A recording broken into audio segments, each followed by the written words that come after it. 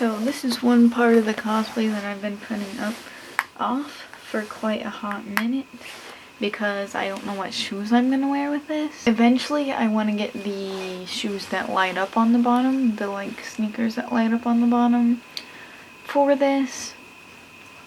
So I want to be able to wear this with multiple different shoes. So I was like, if I'm making boot covers, I need to know like the shoe that they're gonna go over for them to fit right. And I don't really want to make them over top of my like boots. I'm just gonna make them like basically socks, except not the sock part because I don't know how to make that. That's how you do it. So then we're gonna take a measuring tape and we're gonna measure our ankle, measure our leg. And this time, I'm not making no mistakes, okay? I measure from my upper thigh down to my foot. Or down to where, you know, it's gonna end. So that's about 22 inches. This mark.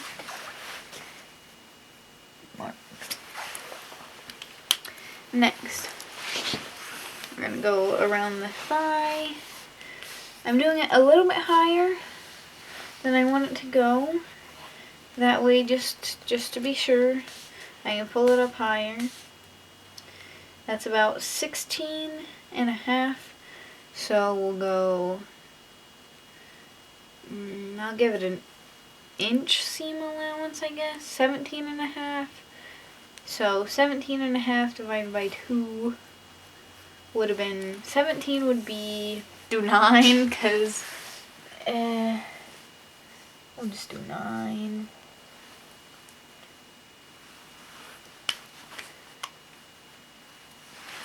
Because it's folded, you know, so we're doing it like 9.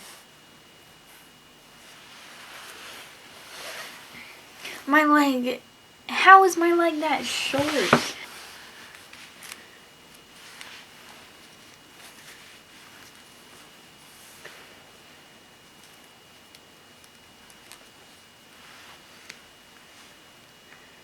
It's at about 9, so we'll do,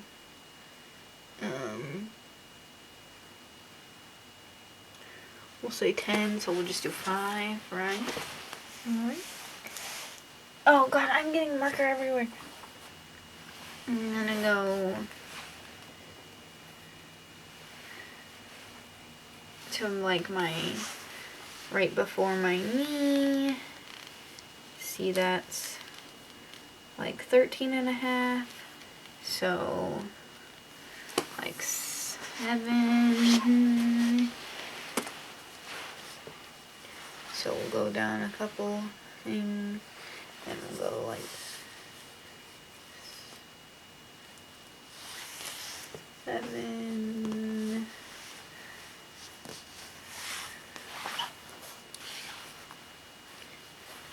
Making a little connect the dot moment, right?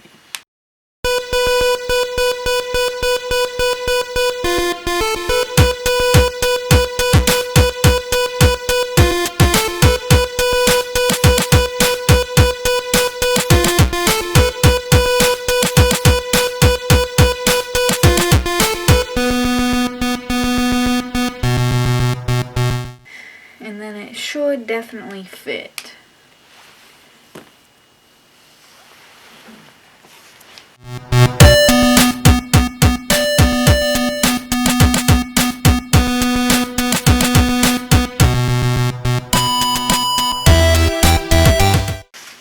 Then we're gonna sew this up.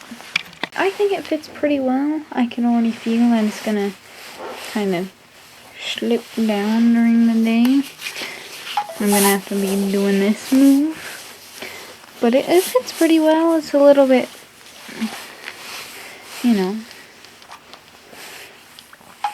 There it falls to about right where I wanted it to on the thigh. So I'm pretty happy with it. You know. and I use a zigzag stitch. So I'm just going to repeat the same exact process I did for the other leg. Then I'll get into that later. Alright, and that's the both of them. I measured this leg separately instead of just completely tracing this pattern, because this leg is a little bit thicker, like, so I broke this foot at one point, so now this leg's like a little bit more. So make sure you do that as well, because, you know, sometimes your legs are a little bit uneven. Alright, so because these stretch out while they're on your legs, you kind of have to have them on for this to be proper. Ew. Okay, I feel a lot more comfortable now. Anyways, since these stretch out on your legs, you're gonna have them on, kind of, or preferably have them on. If you can measure things without them on, more power to you, but I gotta have them on. This is Cricut vinyl. It is holographic. It's pretty close to that. I wanted to get the closest thing to that I could. It goes inwards, but that seems like it'll work. I'll do it. Should I? Oh, should I take some artistic liberties? I'm taking artistic liberties. We're not making them go inwards. I don't want to enhance the fact that I look like this any more than I already do. Alright, so I'm going to start with this side so we can have a straight edge here. And it starts like here.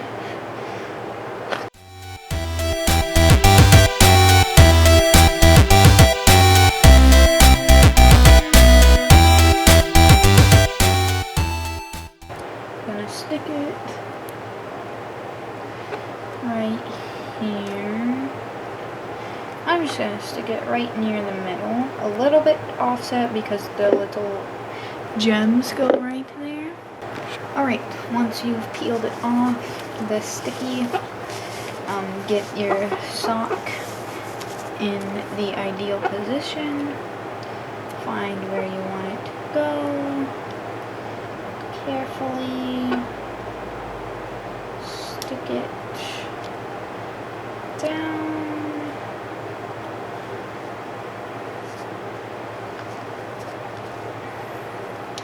And the instructions on the Cricut say to press it down like this with the backing, but you definitely don't even have to really do that.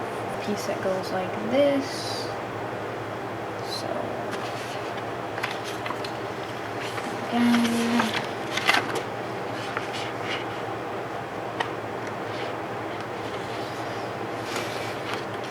measure in a very professional way.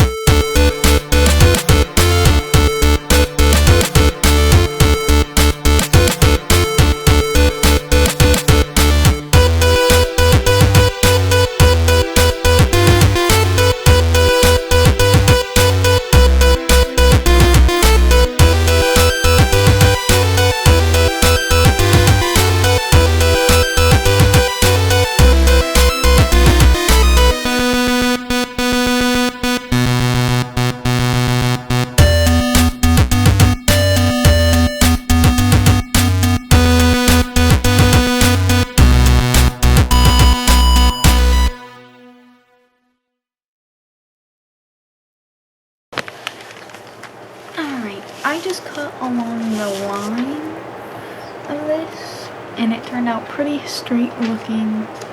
Like you see, it has little lines. You might not be able to see it on camera. See the little lines? I just trying to follow along that. But Cricut vinyl actually has a little grid on the back, so you can just follow along the grid line if you're worried about it being straight. But it turned out pretty good. Just I actually really like how it turned out, like, a lot. So no tea, no shade. Then let me get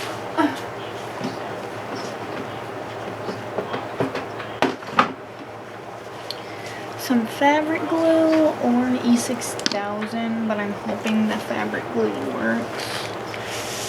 And she has these little blue dots right here.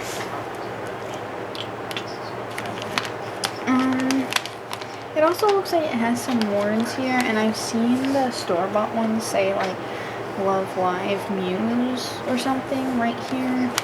I don't know if I'm gonna do that, to be honest, because it's kind of too hard to tell in the card what it says. You can't even barely tell it says anything. It just looks like a thing on there. So why don't I just not do that? This is neon blue gems. Circle gems out of, oh god, losing it, out of this bag. This, I'm so happy about this set of gems because it literally came, I ordered like assorted gems and it literally came organized. This is flexible fabric glue. The reason I'm using this, that I want this to work instead of E6000, is because it won't pop off when it's stretched, and I'm afraid the E6000 will, and the E6000 is gonna take, I don't think it's gonna be as strong on this kind of material.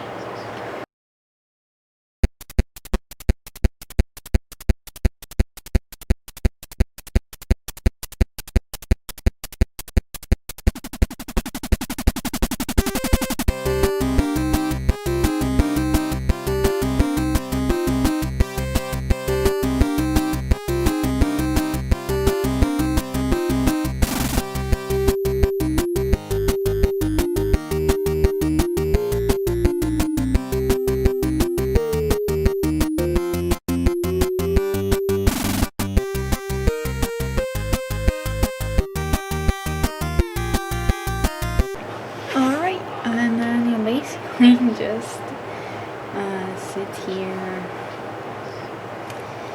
and wait for them to dry a little bit.